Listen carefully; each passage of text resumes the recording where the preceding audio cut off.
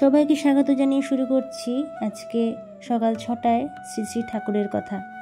আজকে বলবো দক্ষিণেশ্বর মন্দিরে বলরামাদির সঙ্গে কী কী ঘটনা ঘটেছিল, লক্ষণ সম্পর্কে কী বলেছেন ঠাকুর। সেদিনটা ছিল মঙ্গলবার, অপরাহ্ন 24শে অক্টোবর, বেলা 3টে কি 4টে হবে। ঠাকুর খাবারের তাকের নিকট দাঁড়িয়ে আছেন।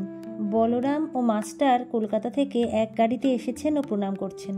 প্রণাম করে বসলে ঠাকুর হাসতে হাসতে বললেন, তাকের ওপর খাবার নিতে গেছিলাম, খাবারে হাত দিয়েছি, এমন সময় টিকটিকি পড়েছে আর অমনি ছেড়ে দিয়েছি। সকলে হেসে উঠল। শ্রীরামকৃষ্ণ বললেন, হ্যাঁ গো, ওসব মানতে হয়। এই দেখো না, রাখালের অসুখ, আমারও হাত পা কামড়াচ্ছে। হলো কি জানো, আমি সকালে বিছানা থেকে ওঠার সময় রাখাল আসছে মনে করে অমুকের মুখ দেখে ফেলেছি। সকলে আবার হাসছে। হ্যাঁ গো, লক্ষণ দেখতে হয়। সেদিন নরেন্দ্র একটি কানা ছেলেকে এনেছিল, তার বন্ধু। চোখটা সব কানা নয়, যা হোক, আমি ভাবলুম এ আবার কি ঘটালে।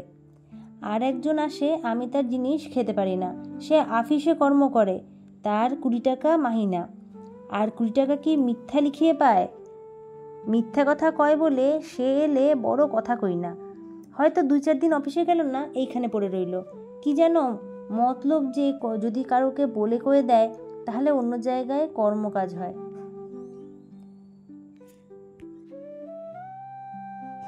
এই জায়গাটাতে আমি একটু বলতে চাই, এখানে উনি বলছেন যে যে একজন আসে তার 20 টাকা মাইনে, মানে তখনকার দিনে 20 টাকা মাইনে মানে তো প্রচুর টাকা। কিন্তু সমস্যাটা হচ্ছে সে মিথ্যে লিখিয়ে তারপরে 20 টাকাটা পাচ্ছে। আসলে 20 টাকা কিন্তু তার পাওয়ার কথা নয়। তো সেই জন্য মিথ্যা কথা বলে বলে ঠাকুর তাকে পছন্দ করে না, এবং তার খাবারও সে খেতে পারে না। ওই টাকার মানে অসৎ পথে ইনকাম করা টাকা যেহেতু, সেই জন্য সে টাকাটা দিয়ে যা কেনে সেটা ঠাকুর খেতে পারেন না। আর মিথ্যা কথা বলে বলে সে তার সাথে বেশি কথাও উনি বলেন না। আবার বলছেন যে সেই লোকটি 2-4 দিন অফিসে গেলই না, ঠাকুরের কাছেই থেকে গেল। কেন থেকে গেল না, মতলব হচ্ছে যে যদি অনেক ভক্ত আসে, তো যদি কাউকে এটা ওটা বলে টোলে যদি কোনো কিছু লাভ হয়, মানে ওর যে অন্য সংস্থান বা টাকা পয়সা বেশি ইনকাম হবে, সেইটার জন্য ও এইসব মতলব করে পড়ে থাকে। আসলে ধর্ম বা এসব কিছু ব্যাপার না, কর্মের জন্যই পড়ে থাকে। আবার আসি কথায়। বলরামের বংশ পরম বৈষ্ণব বংশ। বলরামের পিতা বৃদ্ধ হয়েছেন, পরম বৈষ্ণব, মাথায় শিখা, গলায় তুলসীর মালা, আর হাতে সব সময় হরিনামের মালা জপ করে চলেছেন। এদের উড়িষ্যায় অনেক জমিদারি আছে, আর কোঠারে, শ্রী বৃন্দাবনে ও অন্যান্য অনেক স্থানে শ্রী রাধাকৃষ্ণ বিগ্রহের সেবা আছে, আর অতিথিশালাও আছে। বলরাম নতুন এসেছেন, ঠাকুর গল্পচ্ছলে তাকে নানান উপদেশ দিচ্ছেন। তো ঠাকুর তখন বলছেন, সেদিন অমুক এসেছিল, মানে কারো একটা নাম করে আর কি বলছেন একজন সম্পর্কে, যে অমুক এসেছিল। তো ঈশ্বরকে কেন দর্শন হয় না? কামিনী কাঞ্চন মাঝে আড়াল হয়ে রয়েছে বলে।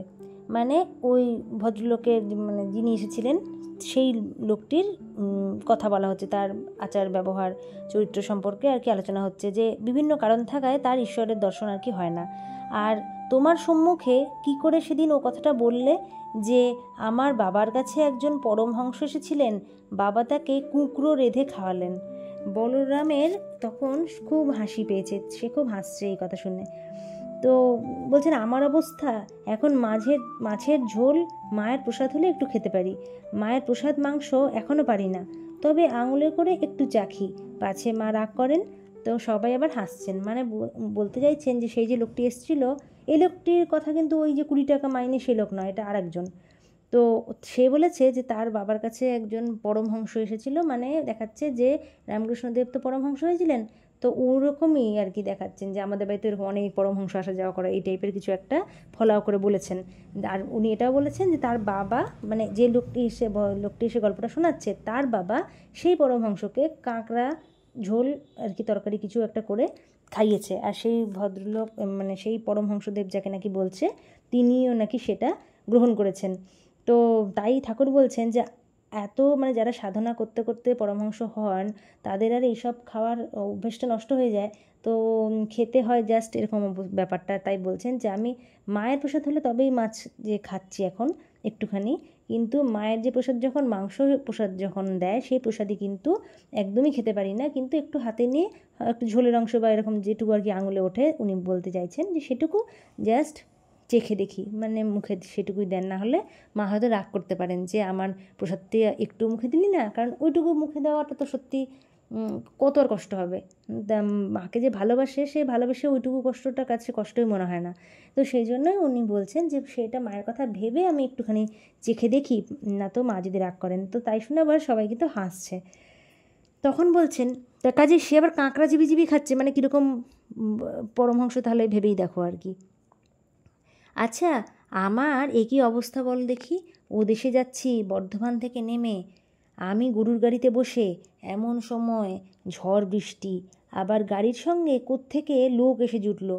আমার সঙ্গের লোকেরা বললে এরা ডাকাত। আমি তখন ঈশ্বরের নাম করতে লাগলাম, কিন্তু কখনো রাম রাম বলছি, কখনো কালী কালী কালী, কখনো হনুমান হনুমান, সব রকমই বলছি। এ কীরকম হলো বল দেখি।